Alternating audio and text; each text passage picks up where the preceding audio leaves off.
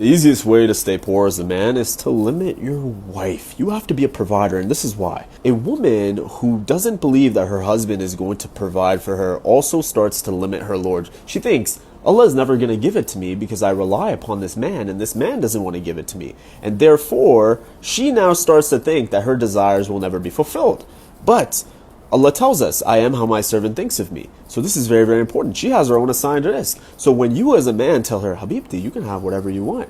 You just have to write it out and I will try my best to go get it for the sake of Allah. She thinks, Allah can actually give me this thing and He'll give it to me through this man, through my protector, provider, and maintainer in this world. One thing is for a fact, each and every single one of my students becomes so much richer when I tell them to go to their wife and get her to write a list of all her desires. And there's a surprising thing about this. Once they get their wife to write out this list, it might be a few material things, but then you'll see simple things like getting her flowers, simple things like making her a scrapbook, simple things like taking her here to this place to travel, simple things that don't even cost that much money. But you would have never known if you wouldn't have had her made that list, right? It's very important that your wife's desires are outflowed and put onto a list, and that you look at that list and say, you know what, Habibti, I do this for the sake of Allah. I'll be your provider, I'll be your protector, I'll be your maintainer for the sake of Allah subhanahu wa ta'ala. And just like the tree surrenders to Allah to bear fruits for the people to eat, I will surrender to Allah and I'll bear the fruits for you to eat, my love.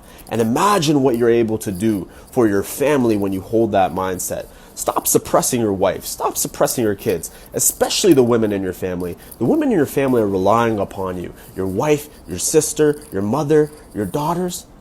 Let them make that list and watch how your wealth grows.